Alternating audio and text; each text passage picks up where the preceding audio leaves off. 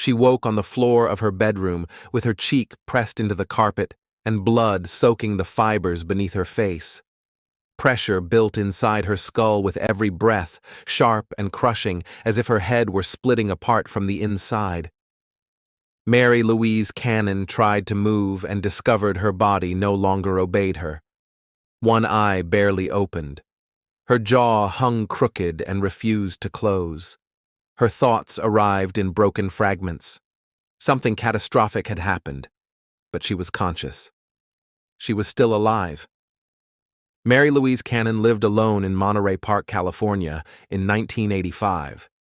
She was in her early 20s, working steadily, dating, and learning what independence looked like in a quiet apartment of her own. The place was familiar and orderly, the kind of space where routines settled into something dependable. On the night Richard Ramirez broke in, there was no warning. The window gave way quietly. Footsteps crossed the room without urgency. She never saw his face before the first blow landed. Ramirez attacked her with a tire iron. The first strike knocked her to the floor. The second shattered bone. He continued hitting her head with deliberate force, each impact sending violent shock through her body. She did not fully lose consciousness. She later described hearing the metallic sound of iron striking her skull and feeling her vision collapse inward, as if the room were folding in on itself. Pain crowded out everything else. At one point, she believed she was dying. He dragged her across the room, ignoring the damage he had already done. He sexually assaulted her and then struck her again. The violence was methodical and unhurried.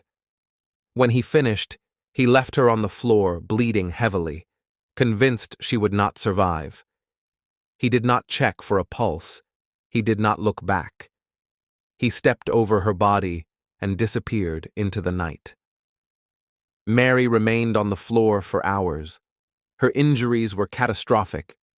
Multiple fractures split her skull. Her face was broken. Her jaw was fractured. Swelling inside her head threatened to crush her brain.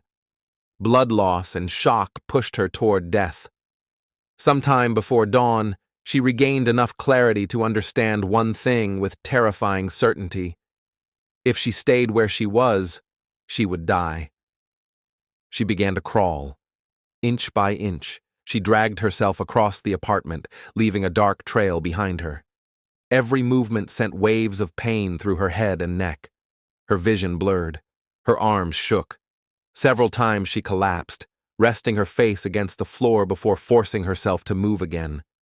When she reached the front door, she used the frame to pull herself upright and managed to open it. A neighbor heard the sound and saw her collapse in the hallway. Emergency services were called immediately. Paramedics arrived and were stunned that she was still alive. They later described her injuries as some of the most severe head trauma they had ever seen outside of a fatal accident. They stabilized her as quickly as possible and rushed her to the hospital. At the hospital, surgeons fought to save her life. Imaging revealed extensive skull fractures, severe brain swelling, and internal bleeding. Doctors warned her family that survival was unlikely, and that, if she lived, permanent brain damage was expected. Emergency surgery was performed to relieve pressure on her brain. Additional procedures followed as swelling continued to threaten her life. She spent weeks hospitalized, much of that time in intensive care, drifting in and out of consciousness, while doctors monitored her for signs of irreversible damage. When Mary finally stabilized, the long work of recovery began. She struggled with memory gaps, balance problems, and overwhelming fatigue. Simple tasks that once required no thought now demanded intense concentration. Rehabilitation sessions were exhausting, and progress came in small, painful steps. Doctors prepared her for the reality that some effects of the injuries would never fully disappear. While Mary recovered, California lived in fear. News reports connected a series of home invasions, sexual assaults, and murders to a single attacker.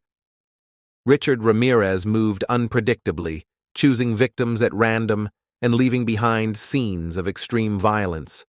Each new attack intensified public panic and police urgency. Mary followed the coverage and slowly realized that what had happened to her was part of a much larger pattern of terror.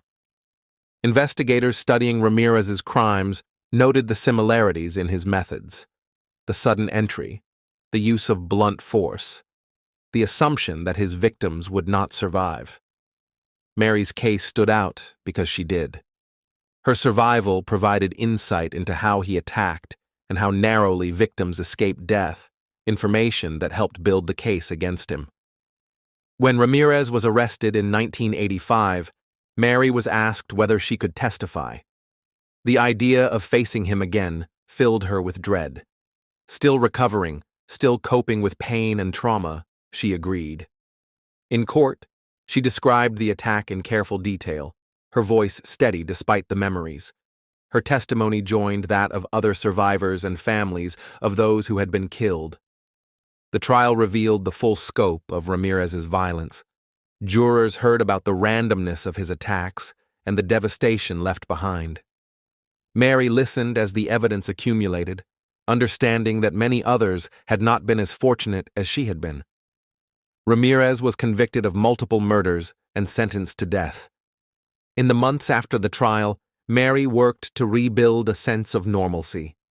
Sleep did not come easily. Loud noises and sudden movements triggered flashes of the attack. Therapy became part of her routine, not as a cure, but as a way to manage what could not be undone. Friends and family described her determination as quiet and relentless, the same determination that had driven her across the apartment floor toward the door. Medical follow-ups continued for years. Surgeons monitored the long-term effects of the skull fractures and the trauma to her brain. Some days were better than others. Headaches could arrive without warning. Fatigue could end plans abruptly. Yet Mary continued forward, measuring progress not by what she had lost, but by what she was still able to do. Her survival took on meaning beyond her own life. For investigators and prosecutors, it was evidence that the Night Stalker did not always succeed. For other victims and survivors, it was proof that escape was possible, even when injuries seemed unsurvivable. Mary never sought attention for what she endured, but her story remained a stark reminder of the brutality Ramirez inflicted and the resilience required to outlive it. She was not supposed to survive the Night Stalker, but she did. Thank you for listening to Horrifying Survival Stories. Subscribe for more stories of those who faced the impossible and lived.